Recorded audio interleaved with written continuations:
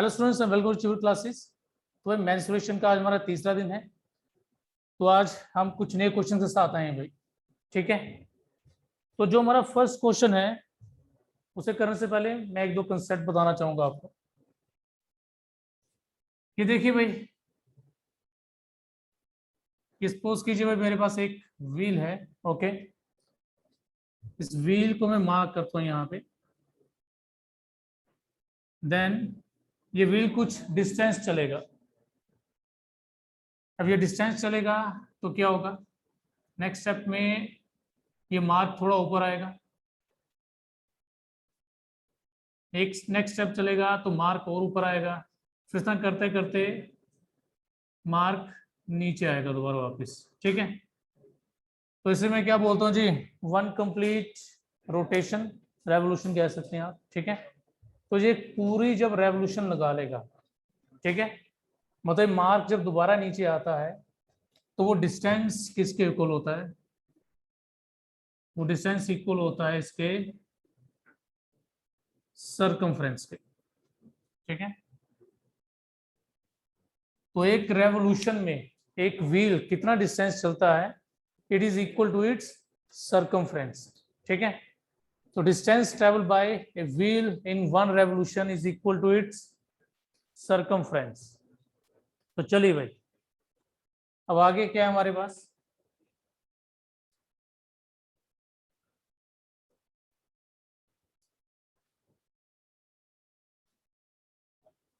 तो इस तरह से भाई हमारे पास डिस्टेंस का फॉर्मूला क्या आता है इन केस जिसमें एक व्हील क्या कर रहा है, रिवॉल्व कर रहा है। देखिए भाई कितना आएगा फॉर्मूला हमारे पास, डिस्टेंस ट्रेवल्ड इक्वल्स टू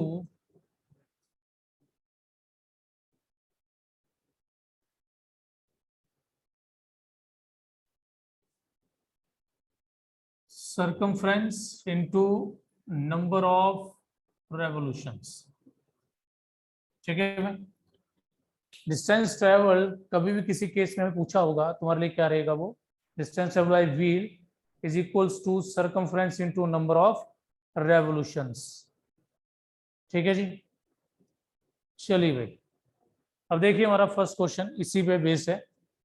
तो क्या कह रहा है फर्स्ट क्वेश्चन हमारा, how far has a bicycle travelled, एक बाइसिकल कितना चलेगा जी, if its driving wheel is 35 centimetre in diameter. हमें डायमीटर दिया है,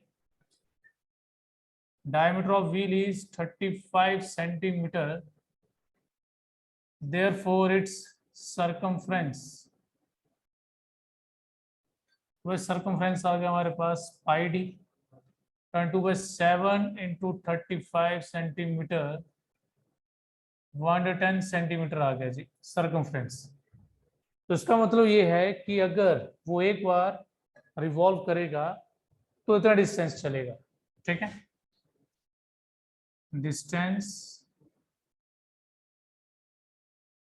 travelled by wheel in one revolution, एक रेवोल्यूशन कितना चल रहा है 110 सेंटीमीटर। और यहाँ पे हमें टोटल नंबर ऑफ रेवोल्यूशंस कितनी दी है भाई, और आप देखिए टोटल रेवोल्यूशन इज 6300। तो therefore distance travelled by the wheel in 6300 revolutions. तो देखिए भाई इस सेंटीमीटर में आएगा, तो एक काम करते हैं इसको 100 से डिवाइड कर दें ताकि ये किस में आ जाए, मीटर में आ जाए, वो ज्यादा ठीक रहेगा हमारे लिए। तो लीजिए भी कितना आ गया 6930 मीटर, और अगर किलोमीटर में करना हो तो 6.93 किलोमीटर आ जाएगा। तो इतना डिस्टेंस चलेगा व्हील इन 6300 रेवोल्यूशंस।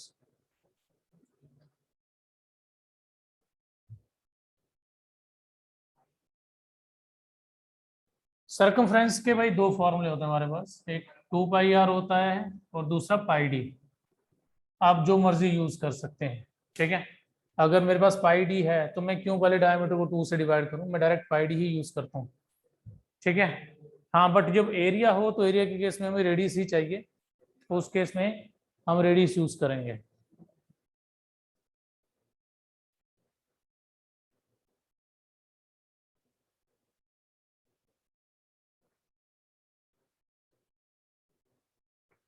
चलिए भाई, अब इसी तरह से भाई जरा सेकंड क्वेश्चन देखिए, हमें सेकंड क्वेश्चन में क्या दिया है।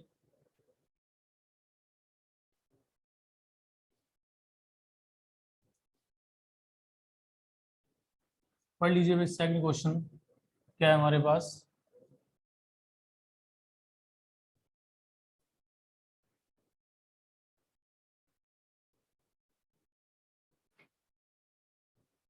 कह रहा था diameter of a wheel is 140 centimetre. तो भाई डायमीटर ऑफ व्हील इस केस में मुझे 140 दी है, तो चलिए भाई diameter is 140 centimetre.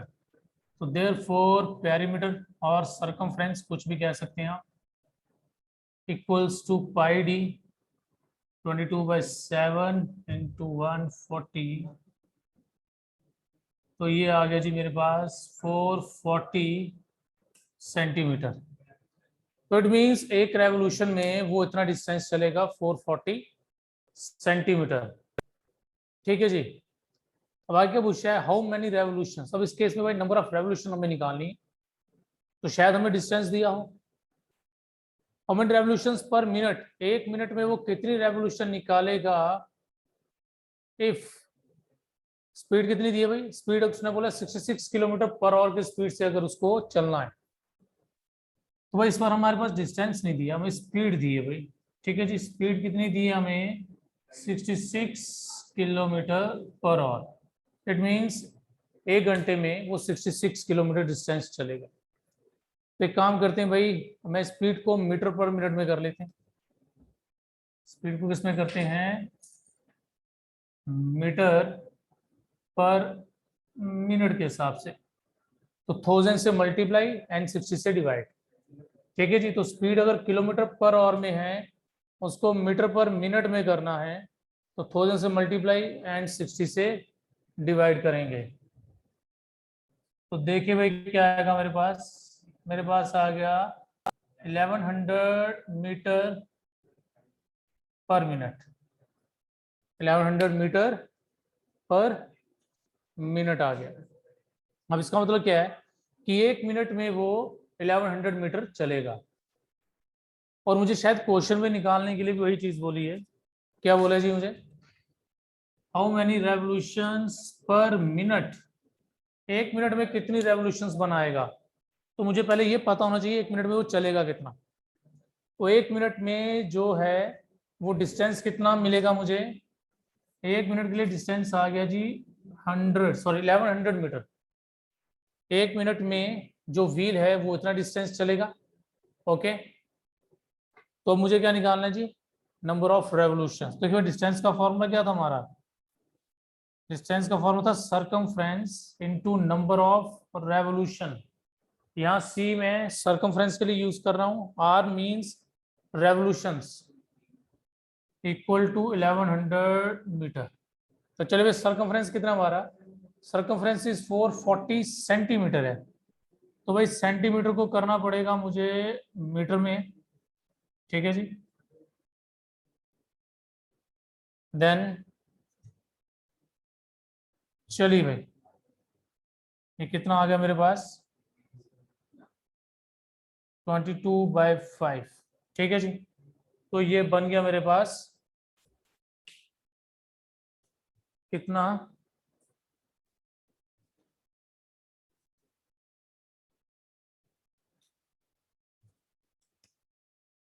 22/5 into are equals to 1100। तो चलिए भाई रेवोल्यूशन देखेंगे कितनी आएगी हमारे पास, 100 इंटू 5/22 1 एंड 5 50। तो देयरफॉर भाई रेवोल्यूशंस कितनी आ गई, रेवोल्यूशंस आर 250।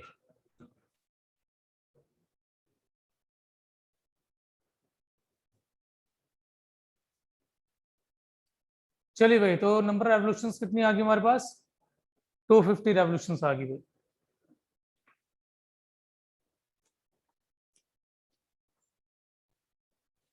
चलिए भाई, आगे थर्ड क्वेश्चन देख लीजिए क्या हमारे पास।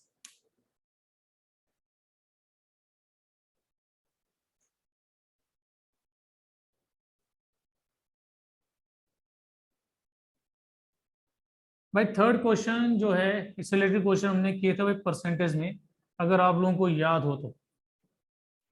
परसेंटेज में था कुछ इस तरह से, अगर लेंथ इंक्रीज हो रही है या ब्रेड्थ हो रही है, एरिया कांस्टेंट रहना चाहिए, तो क्या होगा? ठीक है, तो अगर आपको याद होगा, इसके लिए मैंने आपको क्या फॉर्मूला बताया था कि अगर एक चीज क्या होती है, इंक्रीज होती है, ओके, तो नेक्स्ट उसने क्या लिखा है, दूसरी चीज कितनी डिक्रीज हो। और आप लोगों को याद होगा, एक कंजप्शन वाला क्वेश्चन था हमारे पास कि एक आर्टिकल की कीमत कम या ज्यादा हो जाती है, ठीक है, और आर्टिकल की कीमत ज्यादा हो जाती है तो कंजप्शन कितनी कम करें ताकि जो हमारा एक्सपेंडिचर है वो कांस्टेंट रहे। ये कुछ उससे मिलता जुलता क्वेश्चन है। अब यहाँ पे उसने क्या बोला है, कह रहा है लेंथ इंक्रीज हो रही है भाई 20, तो कह रहा है विड्थ ब्रेड्थ को कितना डिक्रीज करें to maintain the same area, area क्या रहे, कांस्टेंट रहे। ठीक है, लेंथ को, सॉरी लेंथ बढ़ रही है 20%, तो ब्रेड्थ को कितना डिक्रीज किया जाए, कितने परसेंट ब्रेड्थ को डिक्रीज करें ताकि जो है एरिया वो क्या रहे, कांस्टेंट रहे। तो इसके लिए देखिए फॉर्मूला क्या आएगा हमारा, हमको याद हो,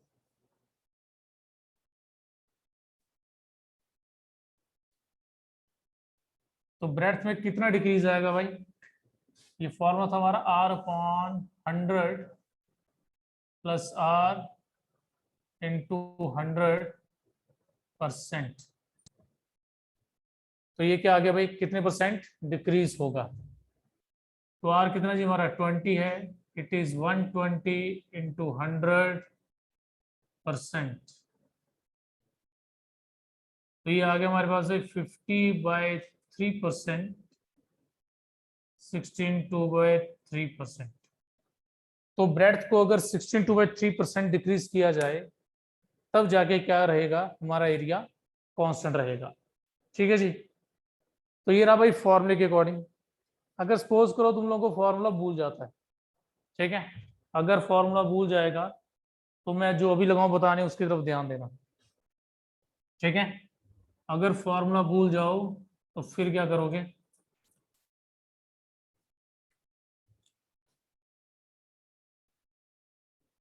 लेंथ ब्रेड्थ एरिया।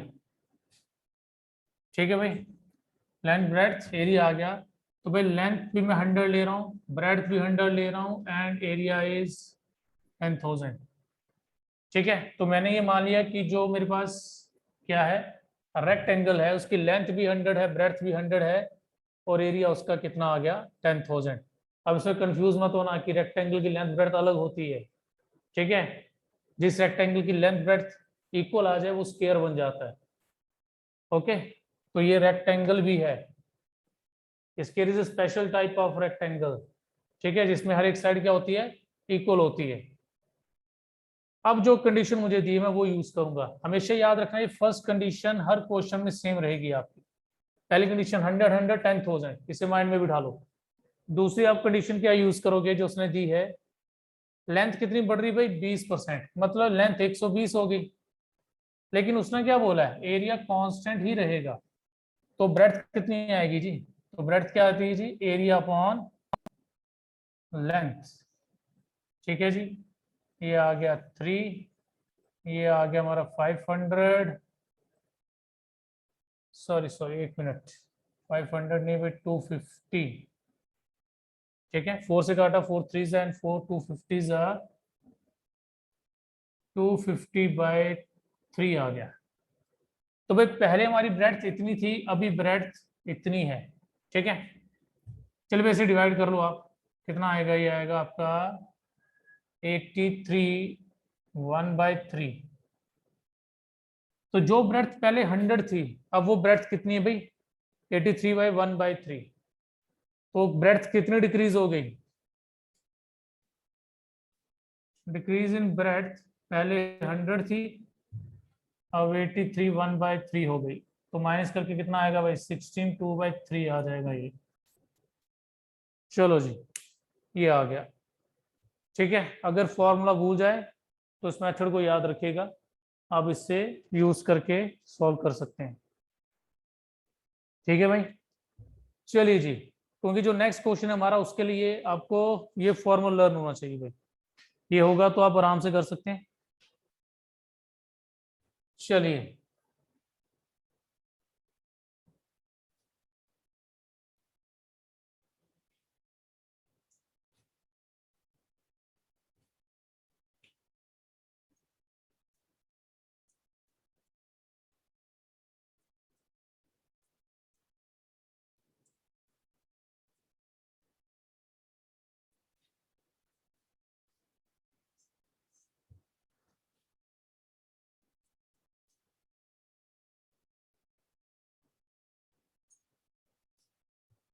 चलिए भाई देखिए क्या क्वेश्चन हमारे पास।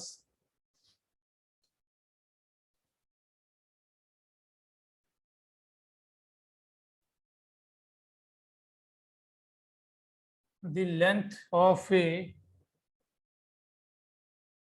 rectangle is increased by 25%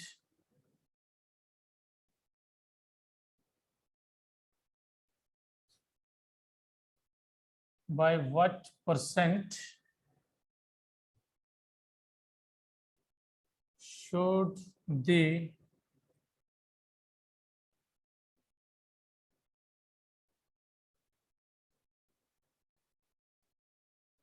width be decreased so that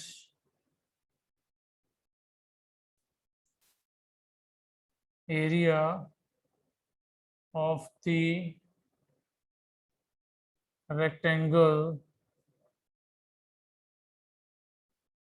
decreased by 20%। ठीक है, तो यहाँ पे क्या कह रहा है वो, जो लेंथ है उसे इंक्रीज किया गया 25%। अब ब्रेड्थ को कितना डिक्रीज करें ताकि जो एरिया है वो 20% कम हो जाए। अब इस केस में वो एरिया के ऊपर भी इफेक्ट दिखा रहा है। ठीक है, तो इस केस में अगर हम वो फॉर्मूला यूज करते हैं R100 + R या -R जो भी है वो उसमें नहीं चलता, क्योंकि यहाँ पे दो चीजों पे इफेक्ट पड़ रहा है। ठीक है, तो इसलिए हम क्या करेंगे,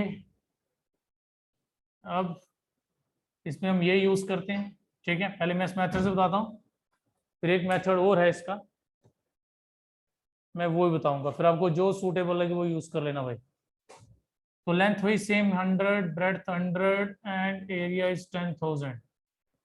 देन क्या हो गया, length is increase by 25% and area is decrease by 20%। Area 20% decrease होने का मतलब एरिया कितना रह गया जी हमारे पास?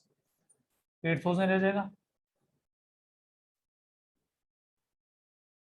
ठीक है जी, इसका 10,000 का 20% निकालोगे 2,000, या सिंपली आप डायरेक्ट दो 20% डिक्रीज होने का मतलब 80% एरिया, तो 80% आ गया। अब आगे क्या आएगा जी हमारे पास? तो ये आ गया जी हमारे पास 25 5 जा कर लेते हैं, 25 3 जा 2 जा एंड 0, इट इज 64। तो जो ब्रेड्थ पहले 100 थी, अब वो ब्रेड्थ कितनी है भाई? 64 है। तो आप देख सकते हैं भाई ब्रेड्थ को हमें कितना डिक्रीज करना पड़ा? ब्रेड्थ को डिक्रीज करना पड़ा 36। ठीक है, तो ब्रेड्थ को 36% डिक्रीज करना पड़ा मुझे। ठीक है जी, तो चलिए भाई आगे। अब दूसरा देखो भाई, इसका मेथड क्या था जो बता रहा हूं। अगर आप लोगों को याद होगा इंक्रीज डिक्रीज वाला फॉर्मूला, ठीक है, इंक्रीज डिक्रीज का एक फॉर्मूला बताया था हमने परसेंटेज में, हम वो भी यूज कर सकते हैं इसमें। ठीक है, तो वो क्या था, अगर इंक्रीज एंड डिक्रीज हो या डिक्रीज इंक्रीज हो तो आपको याद होगा क्या करते थे, x minus X Y upon 100%। x denote करता था कितना इंक्रीज हो रहा है और y डिनोट करता था कितना डिक्रीज हो रहा है। ठीक है, तो इससे हमें क्या मिलता था, इससे मिलता था overall result, overall change result जो भी है वो मिलता था। ठीक है, तो इस केस में हमारे पास ओवरऑल चेंज क्या आ रहा है, इस केस में उसने ओवरऑल चेंज कितना दिया है, area decrease by 20%, area decrease by 20%। इसका मतलब क्या आएगा, x minus X Y upon 100% equals to overall change, overall change means decrease, area decrease by 20%, तो -20% यूज होगा भाई यहाँ पे। अगर इंक्रीज होता तो हम सिंपली कोई साइन नहीं यूज करते, बट डिक्रीज बोला है तो माइनस यूज होगा भाई, ये कट गया परसेंट। एक्स कितना जी हमारे पास, एक्स इंक्रीज की वैल्यू 25 है, माइनस वाई, वाई डिक्रीज है वो निकालना है, 25y अपॉन 100 इक्वल्स टू 20। चलिए इसको शिफ्ट कर दीजिए वहां पे, सॉरी ये माइनस का है, तो कितना आ जाएगा, इसे काट देते हैं, ये आ जाएगा हमारा y/4, ये वहां जाके हो जाएगा -45। ठीक है, चलिए नेक्स्ट, ये 4 and 1 5 -5y/4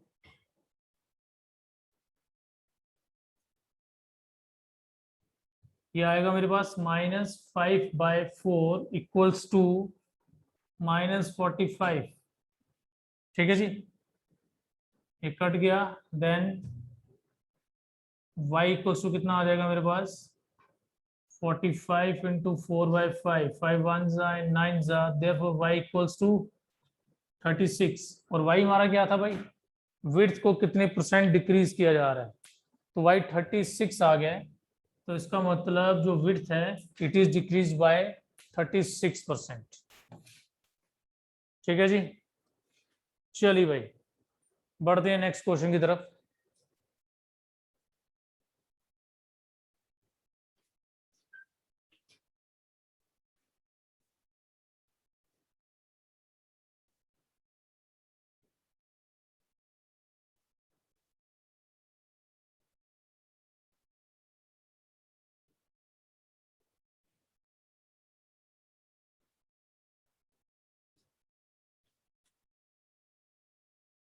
चलिए नेक्स्ट क्वेश्चन क्या हमारे पास, ये फिगर से रिलेटेड क्वेश्चन है भाई। इसमें हमें क्या दिया है, 4 सर्कल्स हैं हमारे पास,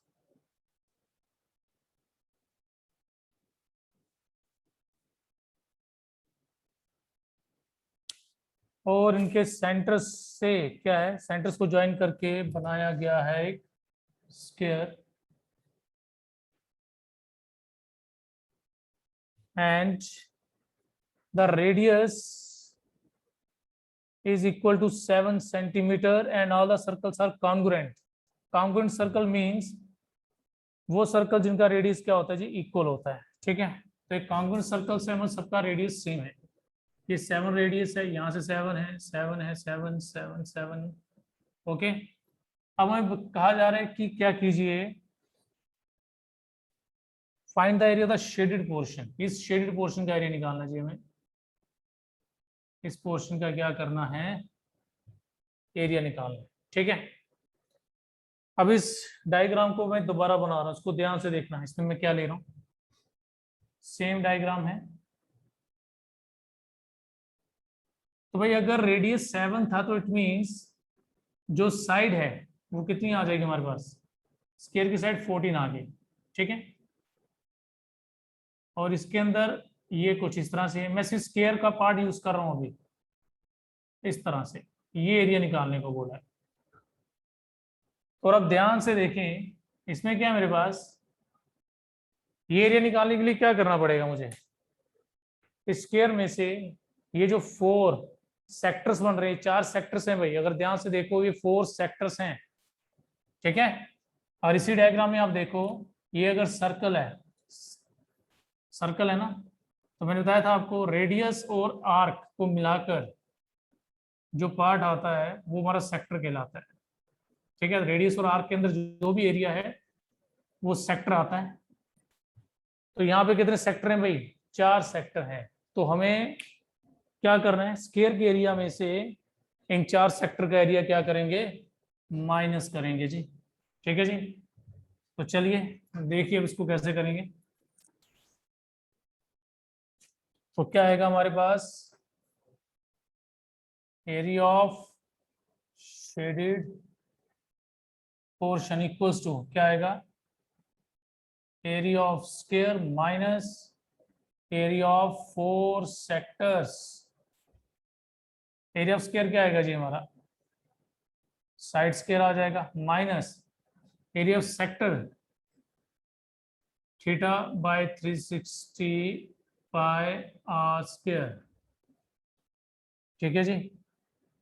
तो कितनी साइड दी है जी हमें स्क्वायर की, स्क्वायर की साइड है जी 14 माइनस 4 इंटू, अब देखिए भाई स्क्वायर में हर एंगल कितना होता है, 90 होता है। तो यहाँ पे जो मेरा सेक्टर एंगल है वो 90 रहेगा,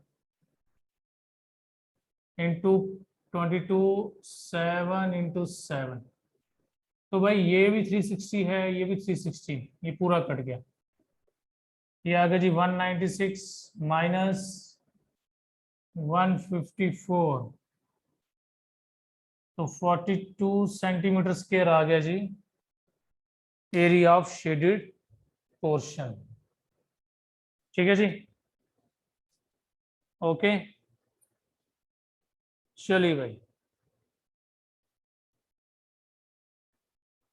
नेक्स्ट बढ़ते हैं भाई आगे।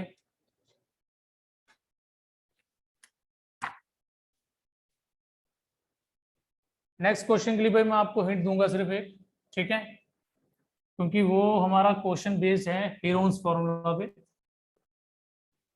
जो मैंने आपको करवाया था पहली वीडियो में, हमने हीरोन्स फॉर्मूला किया था।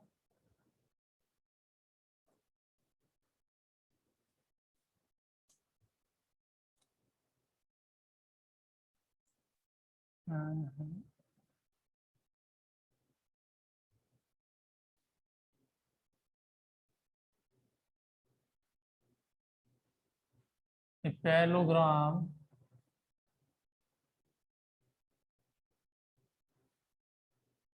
the adjacent sides of a parallelogram are 130 centimeter and 140 centimeter.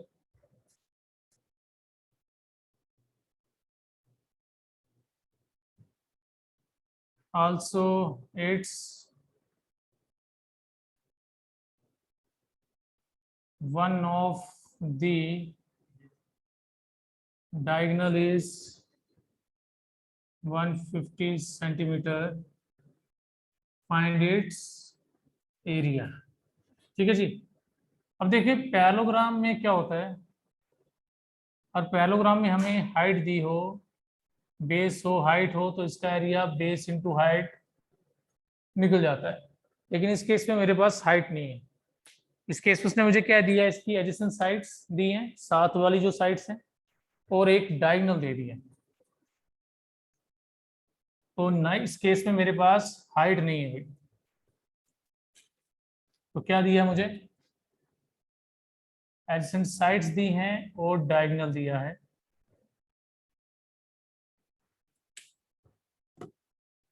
तो देखिए भाई अगर आप ध्यान से देखिए मेरे पास क्या है, यहाँ पे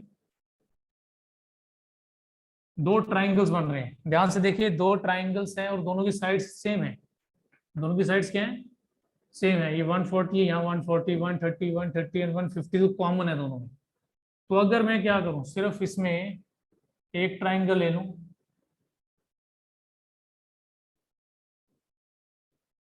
ए बी सी ले लिया जी, ए बी सी ले लिया भाई, बस अब इससे आप हीरोन्स फॉर्मूला यूज करके भाई इसको निकाल सकते हैं। ठीक है, मैं थोड़ा सा बताया तो उसमें आप एस निकालते थे, सेमी पेरीमीटर। ठीक है, उसके बाद हीरोन्स फॉर्मूला का क्या था हमारे पास, S, S minus A, S minus B and S minus C. ठीक है भाई, तो ये यूज करके आप इसका एरिया निकाल सकते हैं। ठीक है भाई, इसके ऑप्शन मैं आपको दे देता हूँ, जब आप लोग सॉल्व कर लेंगे तो आप अपने आंसर मैच कर सकते हैं। इसके ऑप्शन है मेरे पास 168, सॉरी 00, 17800, 18600 एंड 19600। तो ये रहा भाई, ये आपके ऑप्शंस हैं, बाकी आप सॉल्व कर सकते हैं इसको और आंसर मैच करके देख सकते हैं कि आपका आंसर क्या है। चलिए भाई, बढ़ते हैं आगे भाई नेक्स्ट क्वेश्चन की तरफ।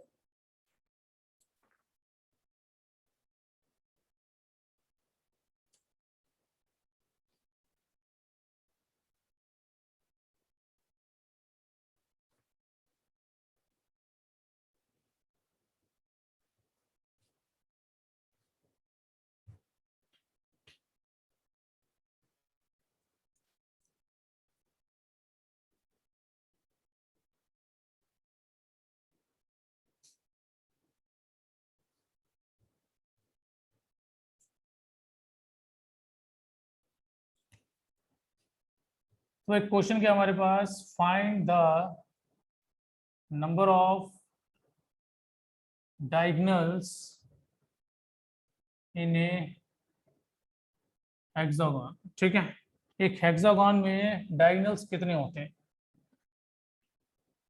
तो इसके लिए मैं आपको डायरेक्ट फॉर्मूला लिखवा रहा हूँ। ठीक है, फॉर्मूला याद रखिएगा, क्योंकि अगर आप कोशिश करो डायग्राम बना के कि हम डायगोनल देखें, वो मुश्किल हो जाएगा।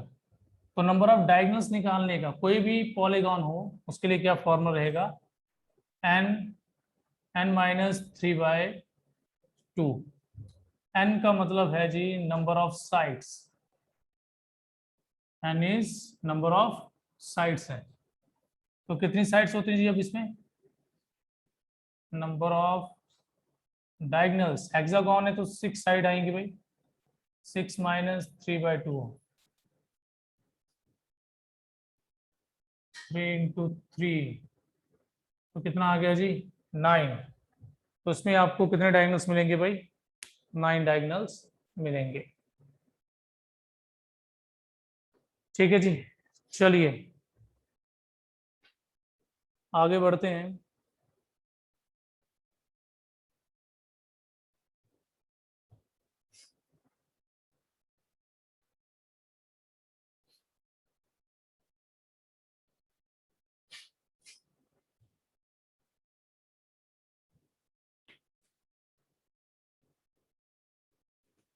नेक्स्ट है भाई हमारे पास एक और फॉर्मूला,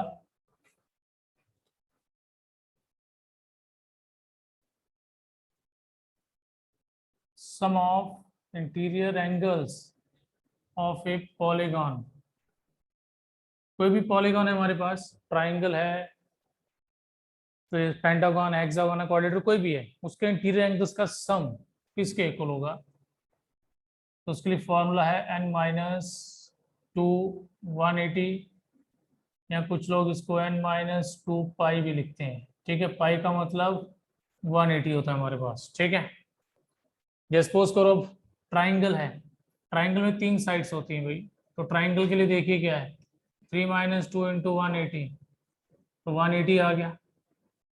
क्वाड्रिलेटर 4-2 × 180, तो कितना आ गया जी, 360 आ गया। पेंटागन ले लीजिए भाई, 5-2 × 180, 540 आ गया। इसी तरह हेक्सागन कोई भी हो, तो उसके लिए आपका ये फॉर्मूला रहेगा सम ऑफ इंटीरियर एंगल्स। तो यहाँ पे एन का मतलब नंबर ऑफ साइड्स है, यहाँ पे भी एन का मतलब नंबर ऑफ साइड्स रहेगा जी।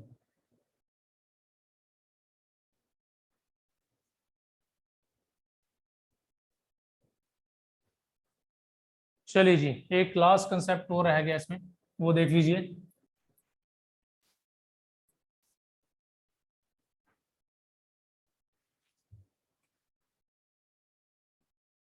सम of exterior angles of a polygon. ठीक है, कोई भी पॉलीगॉन है भाई, चाहे वो ट्राइंगल है, क्वाड्रिलेटर है, पेंटागन, हेक्सागन, कुछ भी होगा, उसके एक्सटीरियर एंगल का सम हमेशा 360 आता है। कोई भी भाई, कोई भी पॉलीगॉन लोगे उस एक्सटीरियर एंगल का सम कितना आएगा?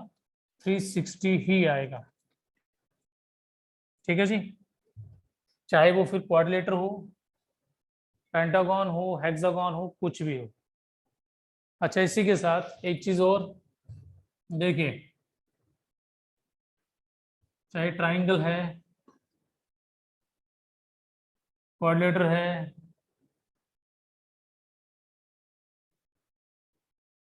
हेक्सागन है, और मैं इसकी कोई भी साइड को एक्सटेंड करता हूँ, मतलब एक एक्सटीरियर एंगल बनाता हूँ इसके लिए, तो वो आपको पता होगा कि एक्सटीरियर प्लस इंटीरियर 180 होता है लीनियर पेयर। ठीक है, exterior plus interior is 180 linear pair. Okay, क्योंकि नेक्स्ट क्वेश्चन हमारा कुछ इनसे मिलता जुलता है, तो इसलिए ये चीजें माइंड में रख लीजिए भाई।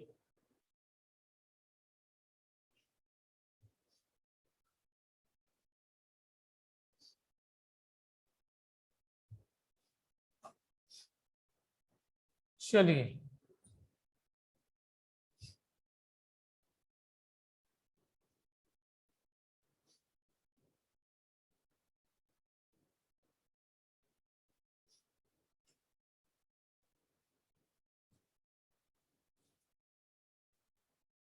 देखिए भाई क्या क्वेश्चन हमारे पास।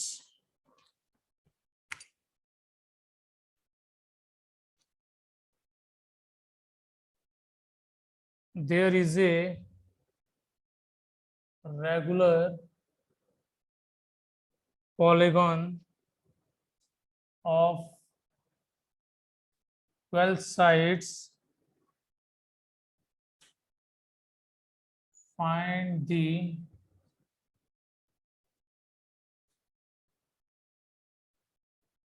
sum of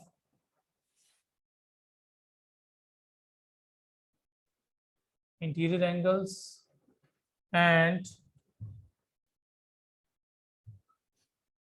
interior angles, value of each interior and exterior angle।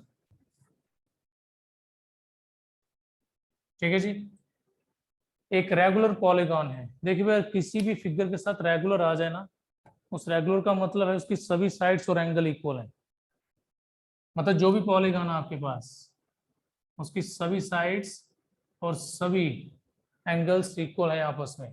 ठीक, अच्छा एक चीज और, मैंने एक्सटीरियर एंगल का फॉर्मूला नहीं बताया आपको। एक्सटीरियर एंगल अगर निकालना है, उसका फॉर्मूला है 360 upon N. N means number of sides, N means number of sides. तो देखिए भाई, मेरे पास पहले एक्सटीरियर एंगल निकल जाएगा, फिर 12 से डिवाइड किया तो कितना आ गया जी मेरे पास? ये इट इज 30। तो लीजिए भाई, एक्सटीरियर एंगल मेरे पास कितना आ गया? 30 आ गया। ओके, तो देयर फॉर इंटीरियर एंगल्स कितना होगा? ईच इंटीरियर एंगल कितना आ जाएगा? आपको याद है एक्सटीरियर प्लस इंटीरियर कितना बताया था मैंने? 180। एक्सटीरियर प्लस इंटीरियर 180 है, तो इंटीरियर एंगल कितना आ जाएगा? 180 माइनस एक्सटीरियर कितना आ गया जी? 150 आ गया। ओके, चलिए जी, अब क्या निकालना है? सम ऑफ इंटीरियर एंगल्स। तो सम ऑफ इंटीरियर एंगल्स कितना आएगा जी हमारे पास? 12 साइड्स हैं, 12 साइड्स मतलब 12 कॉर्नर्स और 12 इंटीरियर एंगल्स इंटू 150, तो ये मेरे पास 1800 आ गया भाई। ठीक है जी, चलिए भाई, ये तो हो गया इस तरह से। सपोज करो अगर हम इसको फॉर्मूला करके करते हैं, जैसे आपको मैंने फॉर्मूला लिखवाया था, ये तो मैंने एक्सटीरियर एंगल की मदद से निकाल दिया। सपोज करो अगर फॉर्मूला यूज करके करना है तो सम ऑफ इंटीरियर एंगल्स, क्या था फॉर्मूला, n-2 इंटू पाई, पाई यानी कि 180। ये कितना आ गया जी, 10, 10 इंटू 18 किया 1800। ये देख लो भाई। ओके, तो इंटीरियर एंगल का सम कितना आ गया, 180 आ गया। तो ईच इंटीरियर एंगल कितना आएगा, डिवाइड बाय 12, 12 साइड्स है ना, तो 12 एंगल्स हुए, तो कितना बन गया जी, 150। तो लो भाई, इंटीरियर एंगल 150 आ गया। अब इंटीरियर की मदद से आप एक्सटीरियर निकाल सकते हो, वो 30 आ जाएगा। ठीक है, मैंने आपको दोनों तरीकों से बता दिया। और आप एक्सटीरियर एंगल यूज करके करते तब भी ऐसे आना था, और अगर इंटीरियर एंगल्स को यूज करके करते तब इस तरह से आना था ये। ठीक है, ये आप लोगों पे डिपेंड करता है कि आप इसमें कौन सा मेथड यूज करोगे। ठीक है जी, ओके। चलिए भाई, एक क्वेश्चन और देखते हैं।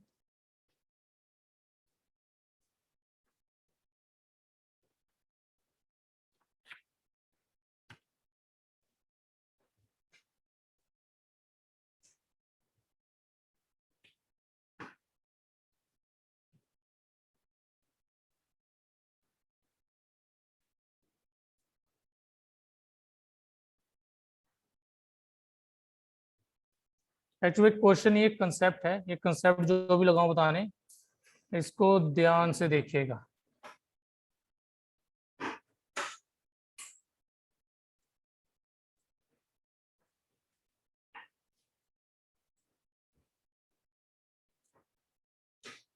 तो देखिए भाई, क्या हमारे पास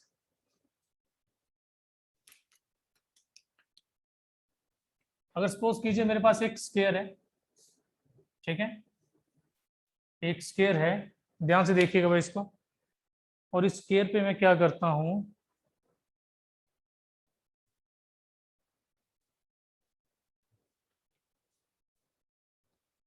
एन इक्वेटर ट्राइंगल बनाता हूं। कौन से ट्राइंगल, इक्वेटर ट्राइंगल, एक साइड के ऊपर और एक इक्वेटर ट्राइंगल उसके डायगोनल के ऊपर। एक इक्वेटर ट्राइंगल मैंने उसकी साइड पे बनाऊं और एक अगर उसके डायगोनल पे बनाई जाए, तो दोनों के पैरीमीटर की रेशो, दोनों के पैरीमीटर की रेशो होगी 1/√2। ये 1 फॉर दिस, इसके लिए 1 है, ये दूसरी ट्राइंगल है, तो दोनों के पैरामीटर की रेशियो क्या आएगी, 1/√2 आ जाएगी। ठीक है, बट अगर एरिया होगा, अगर एरिया की रेशियो पूछ लेंगे तो आएगी 1/2। ठीक है, अगर पैरामीटर की रेशियो होगी तो 1:2 और अगर एरिया की रेशियो होगी इट इज 1/2 आ जाएगी। इसी तरह अगर सपोज करो ट्राइंगल बनाने के अलावा मैं इस पे स्क्वायर बना देता, दोनों के ऊपर क्या बनाता हूं, स्क्वायर बनाता हूं। एक स्क्वायर इस पे बना दिया, एक स्क्वायर मैंने डायगोनल पे बना दिया, तब भी सेम प्रोसीजर रहेगा। ठीक है, तब भी दोनों के पैरीमीटर की जो रेशियो है 1/√2 आएगी और एरिया की रेशियो 1/2 आ जाएगी। और अगर आप क्या करते हैं भाई, सर्कल बना देते हैं, ठीक है, अगर सर्कल बना दोगे तब भी सेम रहेगा, दोनों के सर्कमफ्रेंस की रेशियो 1/√2 और दोनों के एरिया की रेशियो 1/2 रहेगी। ठीक है जी, तो चलिए भाई रखते हैं आज इतना। तो हमारा ये कंप्लीट हो गया भाई, मेंस्ट्रुएशन का जो फर्स्ट पार्ट है। कल हम मेंस्ट्रुएशन सेकंड पार्ट की तरफ बढ़ेंगे। ओके भाई, जय हिंद।